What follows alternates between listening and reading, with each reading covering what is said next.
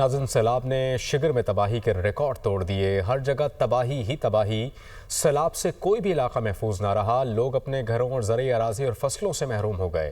مزید جانتے ہیں ہمارے نمائندے عابد چکری سے۔ ضلع شگر میں گزشتہ ایک ہفتے کے دوران متعدد جگہوں پر سیلاب نے تباہی مچا دی ہے۔ تاہم جو 14 اگست کو شدید قسم کی سیلاب آئی اور شگر کے 2 درجن سے زائد علاقوں میں نجی و سرکاری املاک کو کافی نقصان پہنچا ہے اور اموات بھی واقع ہوئی۔ اس سلسلے میں ضلعی انتظامیہ نے اعداد شمار جاری کر دیا ہے، جس کے مطابق شمک گاؤں گلابپور میں 13 مکانات سیلاب میں بہہ گئے، جہاں پہ زرعی زمینوں، فصلوں اور درختوں کو بھی بری طرح متاثر کیا۔ کئی علاقے زیر آب آ گئے، جنہیں محفوظ مقامات کی طرف منتقل کر دیے گئے۔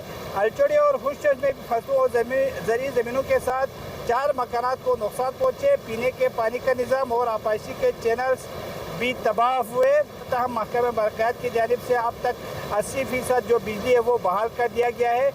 ڈپٹی کمشنر شگر عارف حسین کا مواصلات and work department, water and power اور واٹر مینجمنٹ کے اعلیٰ حکام کے ساتھ سیلاب سے متاثرہ علاقوں کے دورہ کر کے انہوں نے حالات کا جائزہ لیا۔ انہوں نے متاثرین سے ملاقات بھی کی۔ انہوں نے متاثرین میں ٹینٹ، امدادی اشیاء اور راشن تقسیم کیے۔ انہوں نے ہیوی مشنری کے ساتھ سیلاب سے متاثرہ علاقوں میں فوری طور پر بحالی کی اقدامات جاری کرنے کی ہدایت جاری کر دیا گیا ہے اور نقصانات کی ازالے کے لیے بھی فوری طور پر فہرست مرتب کرنے کی بھی ہدایت جاری کی ہے۔